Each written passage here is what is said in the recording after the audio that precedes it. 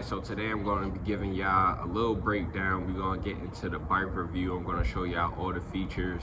I'll talk to you about a little bit of add-ons and you know, a couple of the mods that I put onto it. Nothing big yet, but I'm definitely got some more in store. Drop a comment if you want to see some more videos on stuff like that. And I'm definitely going to be talking about battery usage and charging, because that's definitely going to be one of the most important, if not the most important topic that we're gonna have to talk about.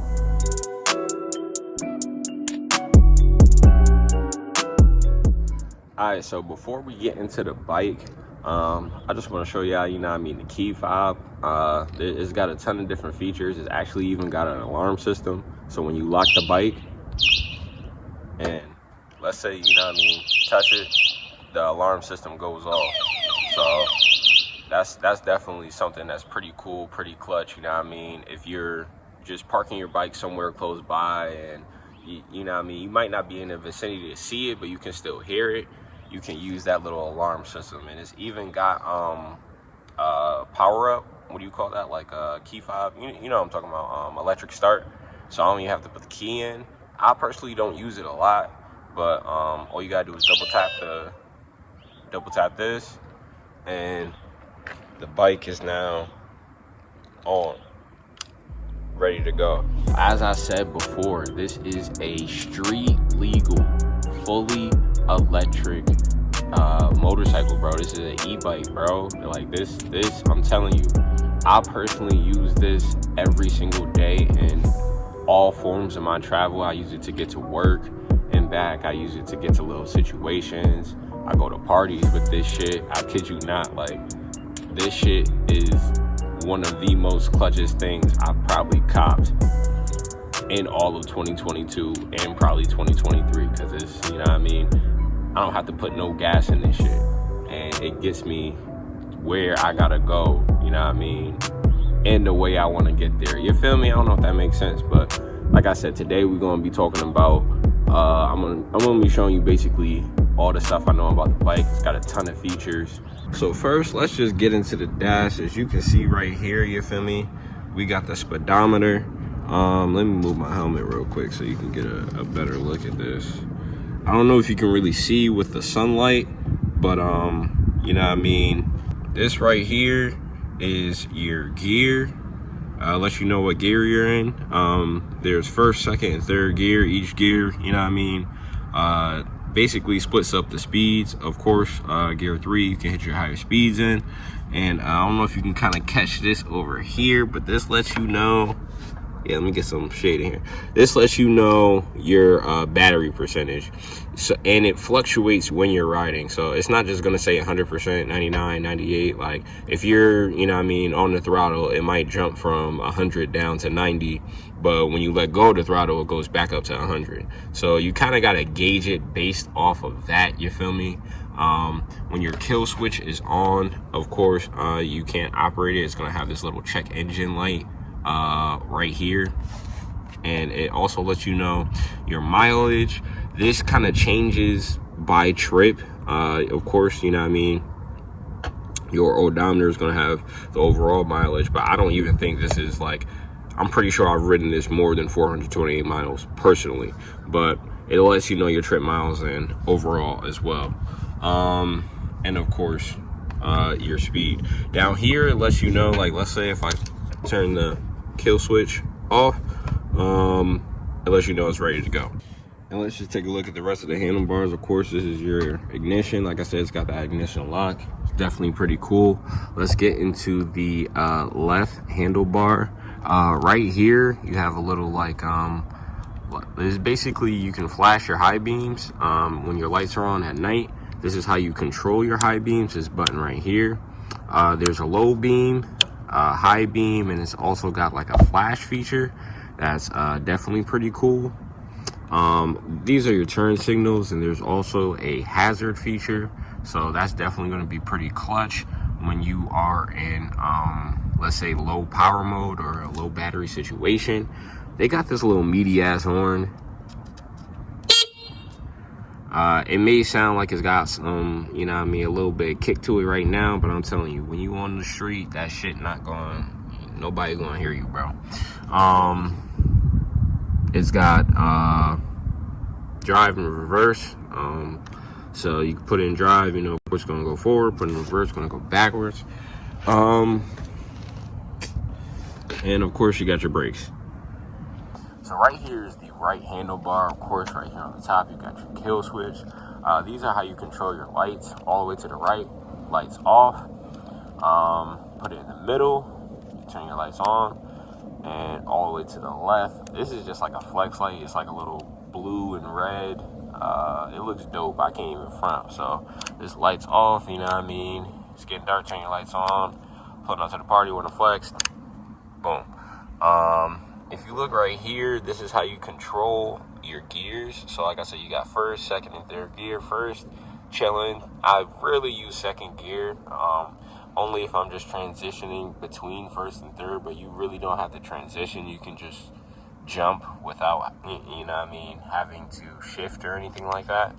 Because like I said, this is a fully electric e-bike. So, and third gear is, of course, your fastest gear. This button right here, over time, I low-key forgot what this button does. Okay, this is your right side horn. So you got, of course, like I said, the left horn and the right horn, but like I said, them horns, they don't really do nothing, in my personal opinion. And of course, your brakes. Another thing, like I said, is definitely got some great light features. When you're riding at nighttime, you've got multiple situations or light features that you can use for multiple situations. I love the high beams on this. I love the flex light on this. It looks super dope at night. I went out to make sure I got some clips just to show you guys what it would look like at night. Of course, you know, you got your turn signals, your hazard beams. It's also got a flashing light. I don't think I've got a clip of that because I was afraid of, you know, anybody who might, you know, go through. I can't think of what it is, but, you know, when you see the flashing lights, I know that some people can get seizures and stuff like that. So I wasn't just trying to put that in the video, you know what I mean, with no disclaimer or nothing like that. But you can still see how cool the lights look at nighttime. So that's definitely one of the great features. Like I said, you can use this in multiple situations. That's one of the dopest parts about it.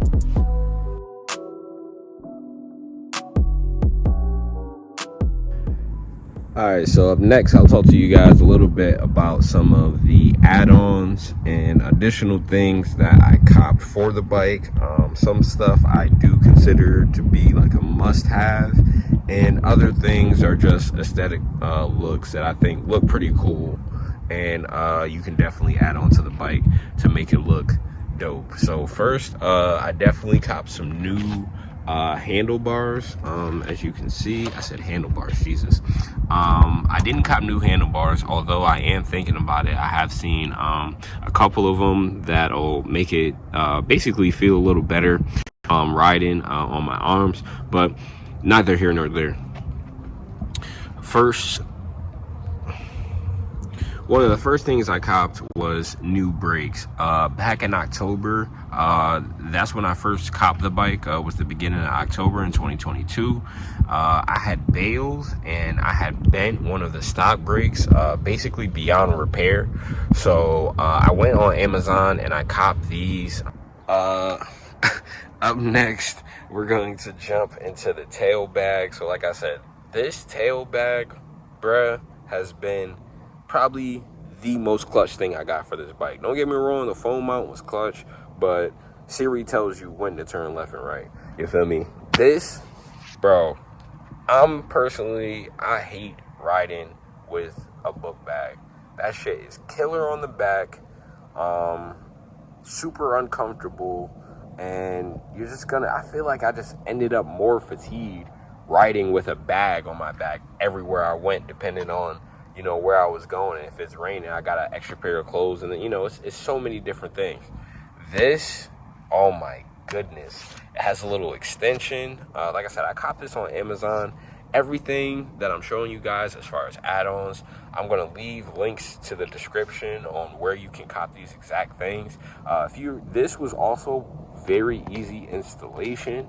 That's what I was hugely worried about, because I'm like, yo, I'm gonna have to start, you know what I mean? Don't get me wrong, when I first copped the bike in October too, like I said, I'm not mechanically inclined, but I'm also not a person who's like afraid to learn stuff. So when I copped the bike back in October, I literally took the entire, I had a weekend of complete boredom.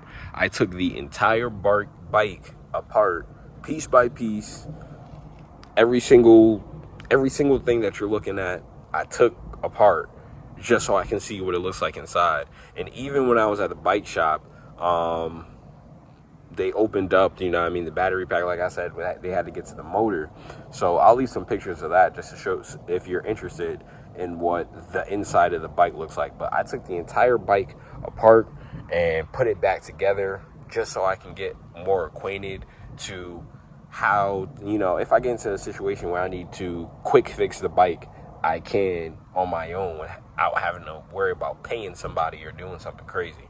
So I say all that to say this: if you want any videos on how to do anything, like how I installed the brakes, how I installed the tail bag, this is just magnet, you feel me? You can just slap this thing up there and it's just gonna do its thing. But if you're looking for anything like that, just let me know, and I'll definitely put together some content for that. And lastly, you're definitely gonna want to get you a GoPro helmet cam. Now, I already had a GoPro, so you know what I mean, that saved me a bunch of time. I make a bunch of videos on a bunch of different stuff. At one point in time, I actually that was my job, was to make videos. So I just have a ton of cameras. So I had this GoPro laying around, not doing anything. And I was like, yo, let me just strap this to my helmet so I can start watching my rides. So it's definitely going to be cool to see your rides, you know, get videos. Even if you're not a content creator, it's just going to be something cool you can pull out and just show somebody like, hey, look, you know, look at this asshole who cut me off. Or, you know, you can post that on social media and probably get a fucking million views.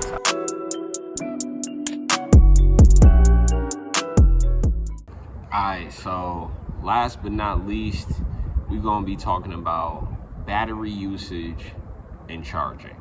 Like I said, this is the most important. Like, the main reason I say this is the most important, because when I first copped this, my most important thing I was thinking of was speed. How fast can it go? Am I going to be going fast enough to be on the street? Am I going to get hit because I'm not going fast? You know, I'm just worried about how fast the bike can go and not how long I'm going to be able to ride the bike, no matter how fast I'm going. You know what I mean? That's what's most important. That's what you should be thinking about when you're looking to get yourself an electric motorcycle. Now, it doesn't have to be the RZ. It can be the Zero. It can be anything. You know what I mean?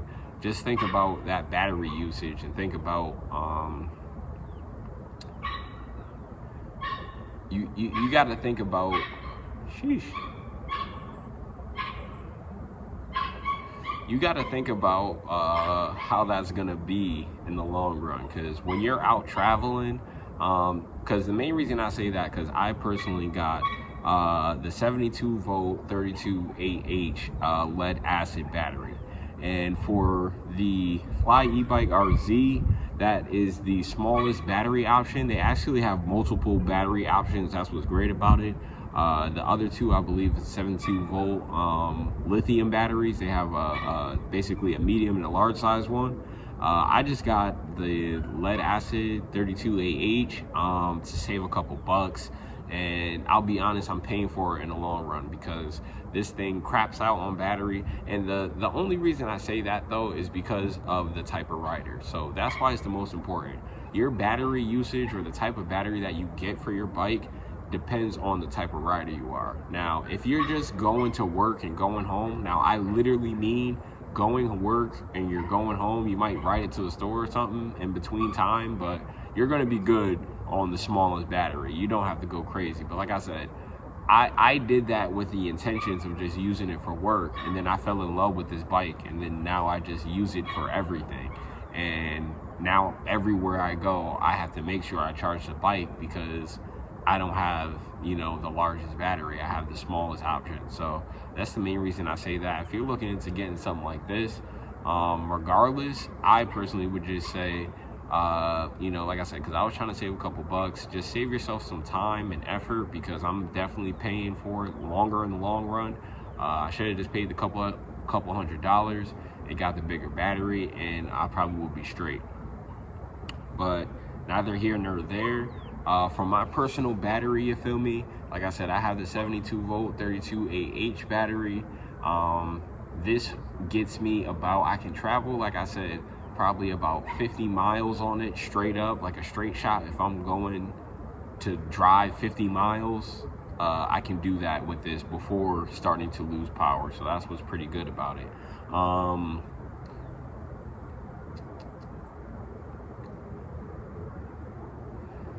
In terms of charging for my personal bike, like I said, I have the smallest battery option, so it takes about 6 to 8 hours to fully charge. And like I said, off of a complete full charge, you can drive up to 50 miles before losing power. And like I said, it takes 6 to 8 hours to charge. Now, what I do personally is I charge in between rides. So that cuts it down to 3 hours, because, you know, I'm not using the full battery. I'm just letting it come down, charge, letting it come down, charge. Now, is that good or bad? I personally don't know, but I just don't like crapping it fully out and then having to wait 10 hours basically for it to fully recharge again. I'd rather just charge it in between, and you'll be pretty much good for the most part for wherever you go. Now, there are a few pointers that I do want to get into, tips and suggestions when we're talking about battery usage. Number one, and this is a huge one because this is definitely something I'm planning to do, like I'm in the process of doing now, is look into getting yourself a J1772 electric motorcycle adapter. Now, there's this guy on YouTube. I'll leave a link to his video. Super helpful. He's the one where I got this information from.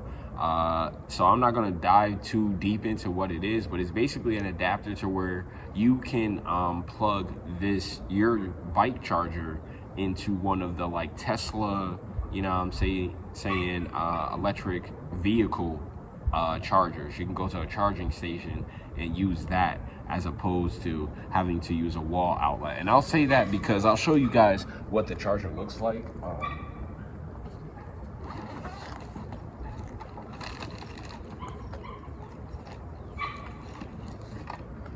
So here's your bike charger, and that's why I say that tail bag is clutch. Oh my gosh. Now, having to put your bike charger, and it's not just a charger, I'm going to go into more steps, but having to put your bike charger, you know, carry this everywhere you go, is a lot. Now, this may not look like a lot, but you have to think, you're on a bike, you're not in a car, so you know what I mean. If this is your first bike that you're looking into getting, you don't got storage on this thing to where you can just, you know, just throw everything anywhere, you know what I mean. You got to be kind of a little bit meticulous about your travel. So this included into the other things that you're going to want to take with you wherever you're traveling, whether that be to work, a party, wherever that may be. It's just so troublesome, and like the ease of me just doing what I just did, grabbing this out of my tail bag and just being able to just plug this in somewhere. Like I said, it's a wall outlet plug. It's super easy, but that's, like I said, neither here nor there. One of the main reasons I got this, though, I pulled it out, is to show you that your